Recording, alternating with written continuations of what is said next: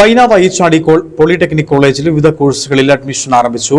5ഓളം വ്യത്യസ്ത ത്രിവത്സര engineering diploma പ്രോഗ്രാമുകളിലേക്കും അയ്യച്ചാടി ഹ്രസ്വകാല കോഴ്സുകളിലേക്കും admission ആരംഭിച്ചതായാണ് അധികൃതർ ചെറുതോണിയിൽ വാർത്താ സമ്മേളനത്തിൽ വ്യക്തമാക്കിയത്.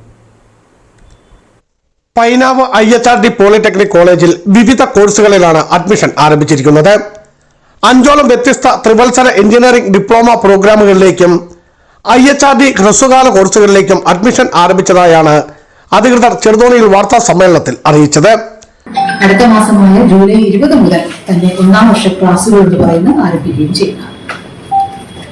മോഡൽ പോളിടെക്നിക് കോളേജിന്റെ സവിശേഷതകൾ, പൈനാവ് മോഡൽ പോളിടെക്നിക് കോളേജിന്റെ സവിശേഷതകൾ എന്തൊക്കെയാണെന്ന് കാണാം. മലയോര മേഖലയാണ് ഇവിടെ തീർച്ചയായിട്ടും കുട്ടികൾക്ക് വന്നു പോകാനായിട്ടുള്ള സാഹചര്യം എന്ന് പറയുന്നത് പ്രൊവൈഡ് ചെയ്യുന്നതിനായിട്ട് കോളേജിലുള്ള ബസ് സർവീസ് എന്ന് പറയുന്ന ഫെസിലിറ്റി എന്ന് പറയുന്നുണ്ട്.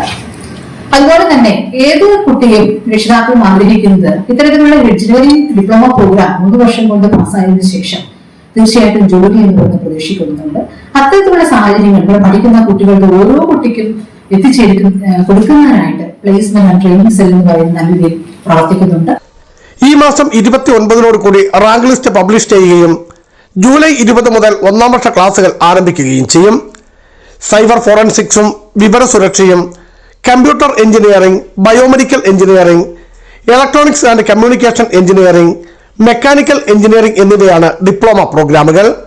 അതോടൊപ്പം തന്നെ +2 സയൻസ്, ITI, VHSC, KGCE 50% മാർക്കോടെ വിജയിച്ച കുട്ടികൾക്ക് LET എൻട്രി വഴി 2ാം വർഷത്തിലേക്ക് നേരിട്ട് പ്രവേശനം നേടുവാനുള്ള അവസരവുമുണ്ട്.